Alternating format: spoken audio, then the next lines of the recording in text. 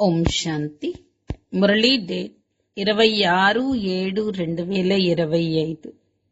ఈరోజు బాబా చెప్తున్నారు, సంగమ యుగము వికర్మలని వినాశనం చేసుకునే యుగం.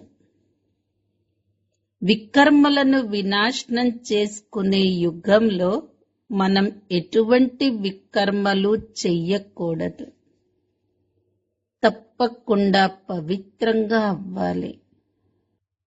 అవినాశి జ్ఞాన రత్నాలతో ఎవరైతే నిండుగా ఉంటారో వారికే అతీంద్రియ సుఖ అనుభూతి కలుగుతుంది. ఎంత అయితే జ్ఞానాన్ని తమ జీవితంలో ధారణ చేస్తారో అంతగా ధనవంతులుగా అవుతారు. జ్ఞానరత్నాల ధారణ జరగకపోతే వారిని నిరుపేదలు అంటారు. బాబా మనందరికీ భూత భవిష్యత్ వర్తమాన జ్ఞానమిచ్చి త్రికాలదర్శిగా చేశారు. ఎవరు అతీంద్రియ సుఖ అనుభూతి పొందేది? అవినాశి జ్ఞాన రత్నాలతో నిండుగా ఉండాలి, ధారణ చెయ్యాలి. ఈ పురుషోత్తమ మాసంలో అవినాశి జ్ఞాన రత్నాలని దానం చెయ్యాలి. అమృత వేళ లెగిచి విచార సాగర మంతనం చెయ్యండి. శ్రీమతం అనుసారంగా శరీర నిర్వహణ చేస్తూ బాబా మనకు ఏదైతే ధారణ చెయ్యటానికి హోంవర్క్ ఇచ్చారో దానిని తప్పకుండా చెయ్యాలి. పురుషార్థం గురించైనా ప్రతి విషయం గురించి బాబాకు సమాచారాన్నిచ్చి శ్రీమతం తీసుకోవాలి. శివ్ బాబా అవినాశి డాక్టర్. బాబాకు అన్ని వినిపించాలి. వికర్మలు వినాశనం చేసుకునే సమయంలో ఎటువంటి వికర్మలను చెయ్యకూడదు. ఈ రోజుల్లో మహాత్మలము అని పిలుచుకునేవారు వారి పేరు అఖండానందం అలాంటివి పెట్టుకుంటారు. అందరిలో కూడా అఖండ స్వరూపులు బ్రాహ్మణాత్మలు. ఆనందంలో కూడా అఖండం, సుఖంలో కూడా అఖండం. కేవలం జాగ్రత్త పడాల్సిందేంటి అంటే చెడు స్నేహ ప్రభావంలో రాకూడదు. ఇతరుల అవగుణాలని చూస్తున్నా వింటున్నా వాటిని లెక్క చెయ్యకండి. సాంగత్య ప్రభావం, అవగుణాల ప్రభావం మన మీద పడకూడదు. ఎప్పుడైతే అవగుణాలని మనం చూడకుండా ఉంటామో ఈ విశేషత ద్వారా అఖండ యోగిగా అయిపోతారు. ఎవరైతే అఖండ యోగిగా అవుతారో వారే అఖండ పూజ్యులుగా అవుతారు. 2 యుగాల వరకు పూజ్య స్వరూపంగా ఉంటాం. మిగతా 2 యుగాలు జడ చిత్రాలకి పూజ జరుగుతూ ఉంటుంది. అటువంటి మహానాత్మలం మనమందరం. సైలెన్స్ శక్తికి ఆధారం దివ్యమైన బుద్ధి. ఎవరం మనందరం? శ్రేష్ఠ మహానాత్మలం. అఖండ ఆనందంగా ఉండాలి, అఖండ సుఖంగా ఉండాలి. అంటే మన ఆనందం ఖండితం కాకూడదు. ఈ రోజటి మధుర మహావాక్యాలు. మధురమైన పిల్లలు, ఈ సంగమ యుగం వికర్మలను వినాశనం చేసుకునే యుగం. ఈ యుగంలో మీరు ఎటువంటి వికర్మలు చెయ్యకూడదు. తప్పకుండా పావనంగా అవ్వాలి. ప్రశ్న: అతీంద్రియ సుఖపు అనుభవం ఏ పిల్లలకు కలుగుతుంది? జవాబు: ఎవరైతే అవినాశి జ్ఞాన రత్నాలతో నిండుగా ఉంటారో వారికే అతీంద్రియ సుఖపు అనుభవం కలగగలదు. ఎవరు ఎంతగా జ్ఞానాన్ని తమ జీవితంలో ధారణ చేస్తారో వారు అంతగా ధనవంతులుగా అవుతారు. జ్ఞానరత్నాల ధారణ జరగకపోతే వారు నిరుపేదల వంటివారు. బాబా మీకు భూత భవిష్యత్తు వర్తమానాల జ్ఞానాన్నిచ్చి త్రికాలదర్శులుగా తయారు చేస్తున్నారు. పాట: ఓం నమః శివాయ. ఓం శాంతి. గతించినదే ఇప్పుడు వర్తమానంగా జరుగుతుంది. మళ్ళీ ఇదే గతంగా మారిపోతుంది. వారు గడిచిన దానిని గాయనం చేస్తారు. మీరిప్పుడు పురుషోత్తమ సంగమ యుగంలో ఉన్నారు. పురుషోత్తములు అనే పదాన్ని తప్పకుండా వాడాలి. మీరు వర్తమానాన్ని చూస్తున్నారు. గతించిన విషయాల గాయనమేదైతే ఉందో అదే ఇప్పుడు ప్రత్యక్షంగా జరుగుతుంది. ఇందులో సంశయం ఉండకూడదు. ఇది సంగమ యుగం మరియు కలియుగ అంతిమం కూడా అని పిల్లలైన మీకు తెలుసు. సంగమ యుగం తప్పకుండా 5000 సంవత్సరాల ముందు జరిగింది. అదే ఇప్పుడు మళ్ళీ వర్తమానంలో జరుగుతుంది. ఇప్పుడు బాబా వచ్చారు.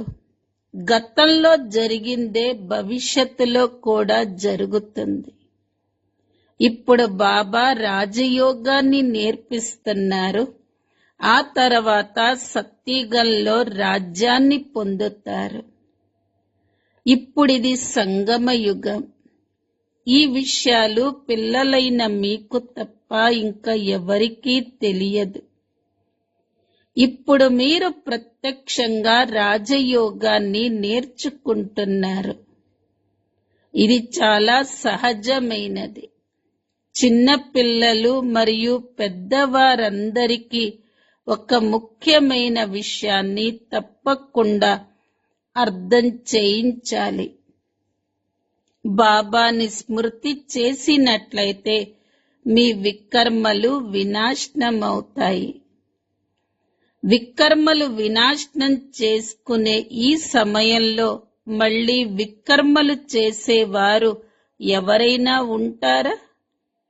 అయినా మాయ వికర్మలు చేయిస్తూ ఉంటుంది. అప్పుడు దెబ్బ తిన్నాము అని భావిస్తారు. మేము చాలా పెద్ద తప్పు చేశాము అని భావిస్తారు. బాబాను హే పతిత పావన అని పిలుస్తారు కదా. ఇప్పుడు పావనంగా తయారు చేయటానికి బాబా వచ్చారు. కావున పావనంగా అవ్వాలి కదా. ఈశ్వరుడు పిల్లలుగా అయ్యి మళ్లీ పతితులుగా అవ్వకూడదు. సత్యుగంలో అందరూ పవిత్రంగా ఉండేవారు. ఈ భారతదేశమే పావనంగా ఉండేది. నిర్వికారి ప్రపంచం మరియు వికారి ప్రపంచము అన్న గాయనం ఉంది కదా. వారు సంపూర్ణ నిర్వికారులు, మేము వికారులము. ఎందుకంటే మేము వికారాలలోకి వెళతాము అని అంటారు. వికారాలు అన్న పదమే అశుద్ధమైనది. వచ్చి పావనంగా చెయ్యండి అని పతితులే పిలుస్తారు. క్రోధం ఉన్నవారు అలా పిలవరు. బాబా కూడా మళ్లీ డ్రామా ప్లాన్ అనుసారంగా వస్తారు. కొద్దిగా కూడా మార్పు జరగదు. ఏదైతే గతించిందో అదే ఇప్పుడు వర్తమానంలో జరుగుతుంది. భూత భవిష్యత్తు వర్తమానాలను తెలుసుకోవటమే త్రికాలదర్శులుగా అవ్వటం. దీనిని గుర్తుంచుకోవాలి. ఇవి చాలా శ్రమతో కూడుకున్న విషయాలు. గడియ గడియ వీటిని మర్చిపోతూ ఉంటారు. లేకపోతే పిల్లలైన మీకు ఎంత అతీంద్రియ సుఖం ఉండాలి. ఇక్కడ మీరు అవినాశి జ్ఞాన ధనంతో చాలా చాలా సంపన్నంగా అవుతున్నారు. ఎవరి ధారణ ఎంత ఎక్కువగా ఉంటుందో వారు అంత ధనవంతులుగా అవుతున్నారు. కానీ అలా కొత్త ప్రపంచంలో అవుతారు. ఇప్పుడు మనం ఏదైతే చేస్తున్నామో అదంతా భవిష్యత్తు కోసమేనని మీకు తెలుసు.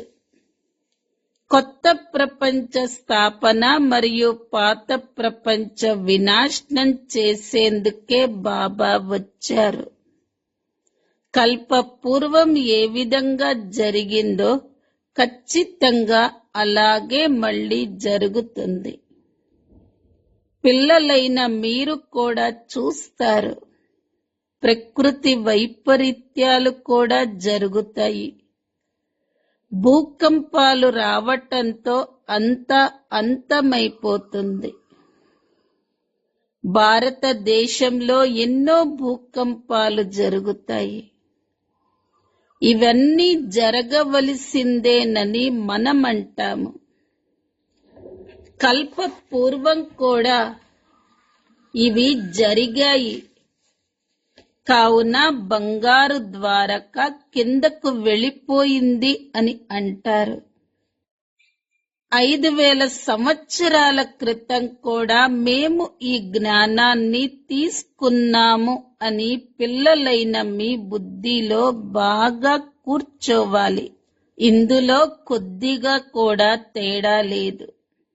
బాబా 5000 సంవత్సరాల క్రితం కూడా మేము మీ నుండి వారసత్వం తీసుకున్నాము. మేము అనేక సార్లు మీ నుండి వారసత్వాన్ని తీసుకున్నాము అని అంటారు.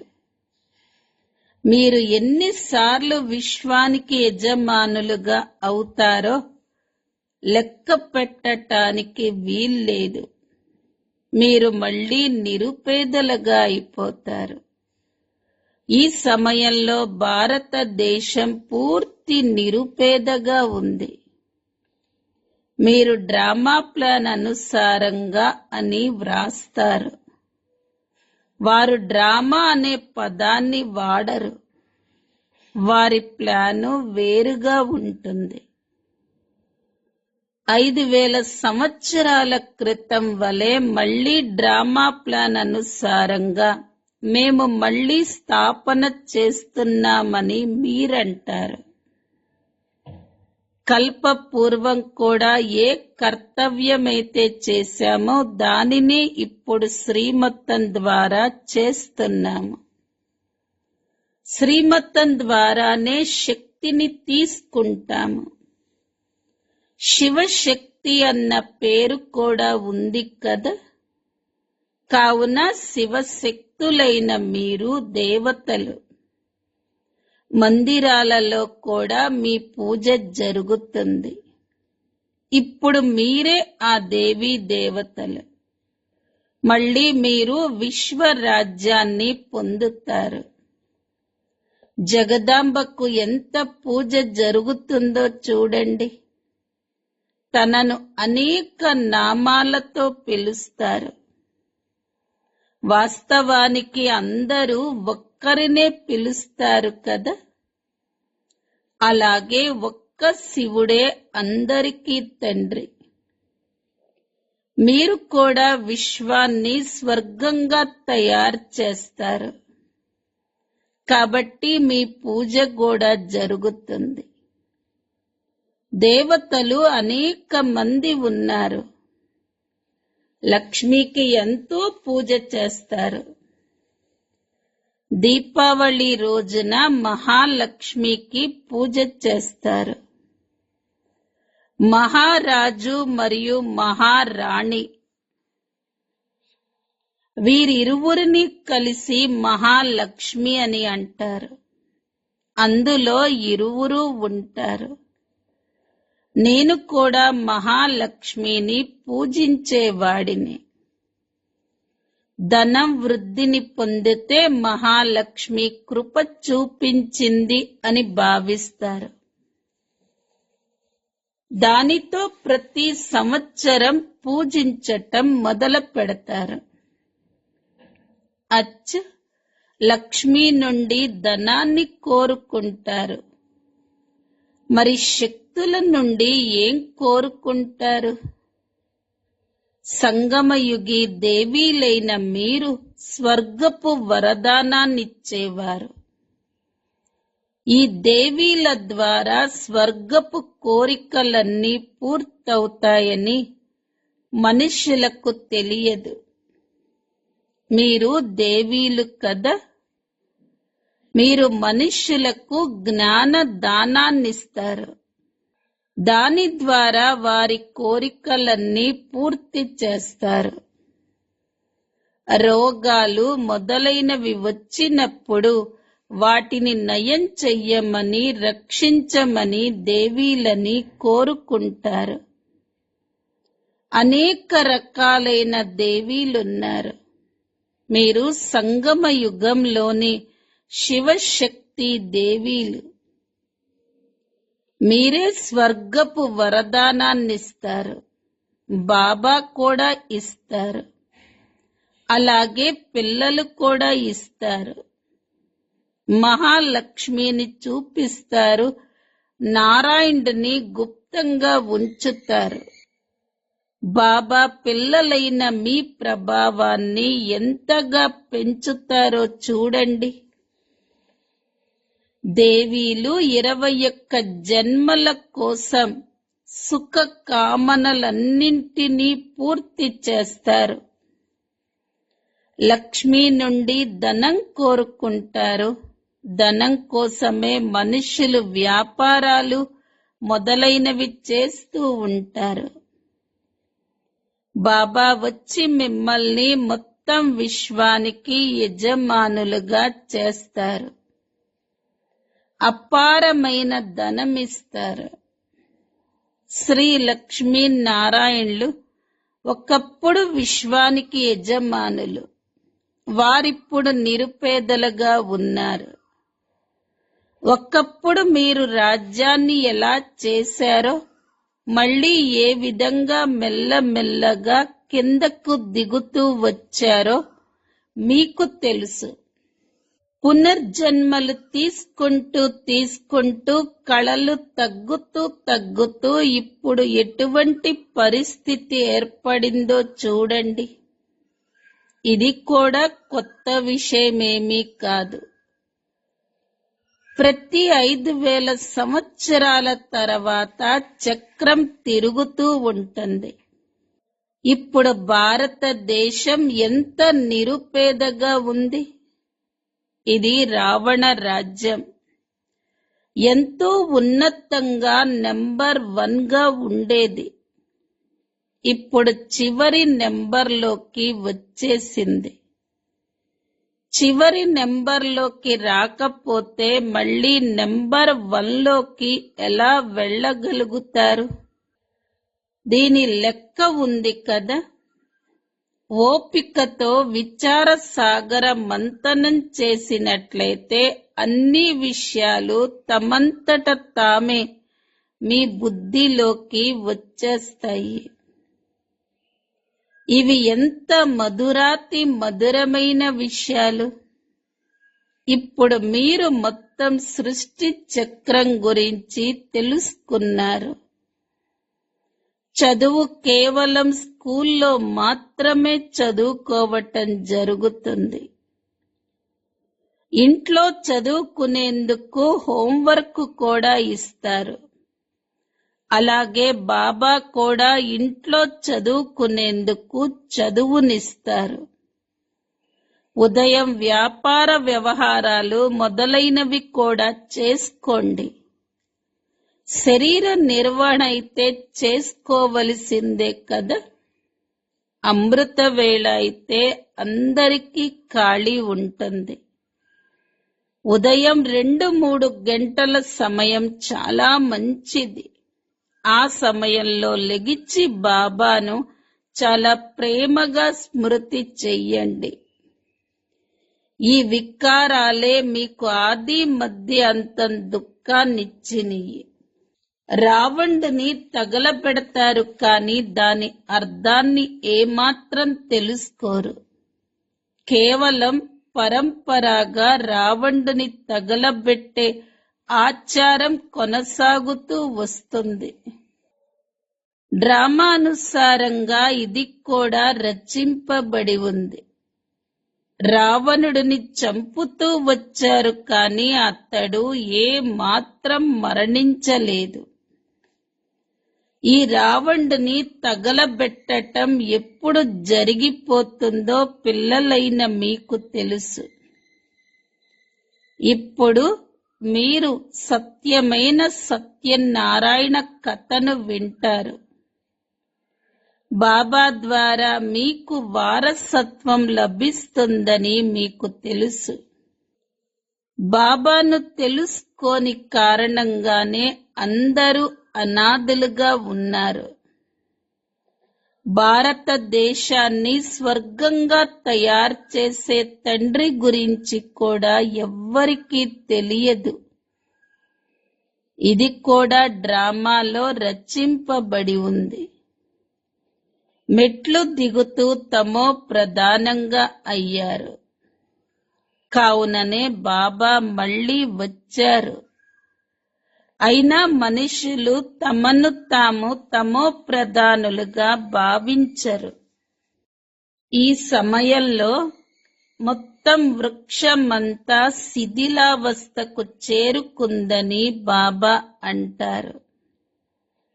ఇందులో సతో ప్రధానులు ఒక్కరు కూడా లేరు. సతో ప్రధానులు శాంతిధామం మరియు సుఖధామంలోనే ఉంటారు. ఇప్పుడు అందరూ తమో ప్రధానులుగా ఉన్నారు. బాబానే వచ్చి పిల్లలైన మిమ్మల్ని అజ్ఞాన నిద్ర నుండి మేల్కొల్పుతారు. అలాగే మీరు మళ్ళీ ఇతరులను మేల్కొల్పుతారు. ఇలా అందరూ మేలుకుంటూ ఉంటారు. మనుషులు మరణిస్తే వారు ప్రకాశంలోకి రావాలి అని వారి వెనక జ్యోతిని వెలిగిస్తారు. ఇప్పుడు ఇది ఘోర అంధకారం. ఇప్పుడు ఆత్మలు తిరిగి తమ ఇంటికి వెళ్ళలేవు. దుఃఖాల నుండి విముక్తవ్వాలని మనస్సులో కలుగుతుంది, కానీ ఒక్కరు కూడా ముక్తులవ్వలేరు. ఏ పిల్లలకైతే పురుషోత్తమ సంగమ యుగపు స్మృతి ఉంటుందో వారు జ్ఞానరత్నాలను దానమివ్వకుండా ఉండలేరు. ఏ విధంగా మనుష్యులు పురుషోత్తమ మాసంలో దాన పుణ్యాలు ఎక్కువగా చేస్తారు, అలా మీరు కూడా ఈ పురుషోత్తమ మాసంలో అంటే ఈ యుగంలో జ్ఞానరత్నాలని దానం చెయ్యండి. స్వయంగా పరంపిత పరమాత్ముడే అర్థం చేయిస్తున్నారు అని, కృష్ణుడు కాదు అని కూడా అర్థం చేసుకున్నారు. కృష్ణుడు సత్యుగానికి చెందిన మొట్టమొదటి యువరాజు. అతడు మళ్ళీ పునర్జన్మలు తీసుకుంటూ కిందకి వస్తాడు. బాబా భూత భవిష్యత్తు వర్తమానాల రహస్యాలను కూడా అర్థం చేయించారు. మీరు త్రికాలదర్శులుగా అవుతారు. ఒక్క బాబా తప్ప ఇంకా ఎవరు త్రికాలదర్శులుగా తయారు చెయ్యలేరు. సృష్టి ఆది మధ్యంత జ్ఞానం ఒక్క బాబాలోనే ఉంది. వారినే జ్ఞాన సాగరుడు అని పిలుస్తారు. ఉన్నతోన్నతుడు అని ఒక భగవంతుణ్ణే అంటారు. అతడే రచయిత. హెవెన్లీ గాడ్ ఫాదర్ అనే పదములో చాలా స్పష్టంగా ఉంది. స్వర్గాన్ని స్థాపించే తండ్రి అని దానర్థం. శివ జయంతిని కూడా జరుపుకుంటారు, కానీ వారెప్పుడొచ్చారో వచ్చి ఏం చేశారో కూడా ఎవ్వరికీ తెలియదు. శివ జయంతి అన్న పదం అర్థమే తెలియనప్పుడు దానిని జరుపుకోవటంలో ఉపయోగమేముంది?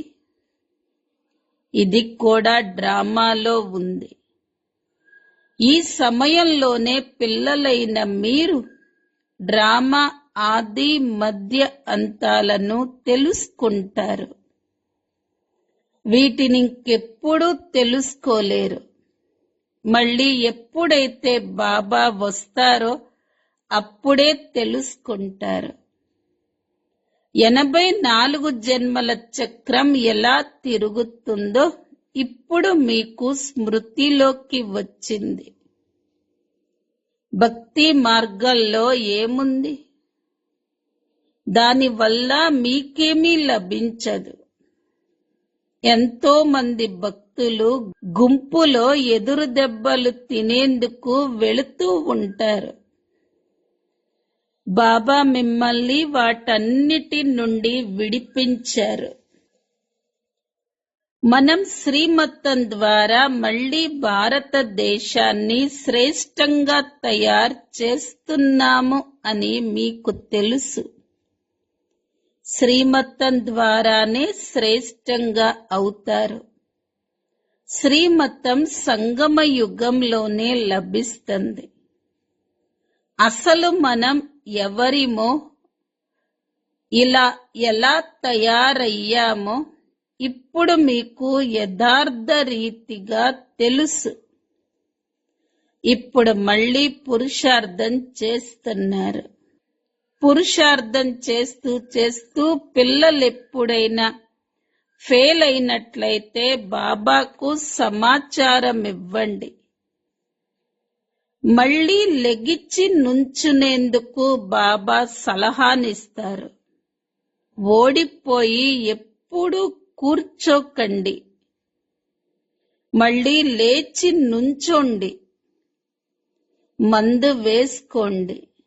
సర్జన్ అయితే కూర్చొని ఉన్నారు కదా. 5 అంతస్తుల నుండి కింద పడటానికి మరియు 2 అంతస్తుల నుండి పడటానికి ఎంతో తేడా ఉంది. కామ వికారం 5 అంతస్తుల వంటిది. కావున కామం మహాశత్రువు అని బాబా అన్నారు. అది మిమ్మల్ని పతితంగా తయారు చేసింది. కావున ఇప్పుడు మీరు పావనంగా అవ్వండి. పతిత పావనుడైన బాబానే వచ్చి పావనంగా తయారు చేస్తారు. బాబా తప్పకుండా సంగమ యుగంలోనే వస్తారు. కలియుగ అంతిమం మరియు సత్యుగ ఆది, ఈ రెండింటికి ఇది సంగమం. బాబా ఇప్పుడు అంటు కడుతున్నారు అని, ఇదే మళ్ళీ మొత్తం ఒక వృక్షంగా పెరుగుతుందని పిల్లలకు తెలుసు. బ్రాహ్మణుల వృక్షం పెరుగుతుంది. మళ్ళీ సూర్యవంశం చంద్రవంశంలో సుఖాలను అనుభవిస్తారు. ఇది ఎంత సహజంగా అర్థం చేయించటం జరుగుతుంది.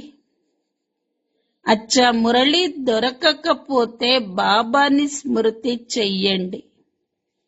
శివ్ బాబా బ్రహ్మ తనువు ద్వారా మమ్మల్ని చదివిస్తున్నారు అని బుద్ధిలో పక్కాగా గుర్తుంచుకోవాలి. నన్ను స్మృతి చెయ్యటం ద్వారా విష్ణు వంశంలోకి వెళ్ళిపోతారు అని బాబా తెలియచేస్తున్నారు. మొత్తం ఆధారమంతా పురుషార్థంపైనే ఉంది. కల్ప కల్పము ఏ పురుషార్థమైతే చేశారో ఖచ్చితంగా అదే మళ్ళీ చేస్తారు. అర్ధకల్పం దేహ అభిమానులుగా అయ్యారు. ఇక ఇప్పుడు దేహి అభిమానులుగా అయ్యేందుకు పూర్తి పురుషార్థం చెయ్యండి. ఇందులోనే శ్రమ ఉంది. చదువు చాలా సహజమైనది. పావనంగా అవ్వటమే ముఖ్యమైన విషయం. బాబాను మర్చిపోవటం చాలా పెద్ద పొరపాటు. దేహ అభిమానంలోకి రావటం వల్లనే మర్చిపోతారు. శరీర నిర్వహణార్థం వ్యాపార వ్యవహారాలను 8 గంటలు చెయ్యండి. మిగిలిన 8 గంటలు స్మృతిలో ఉండేందుకు పురుషార్థం చెయ్యాలి.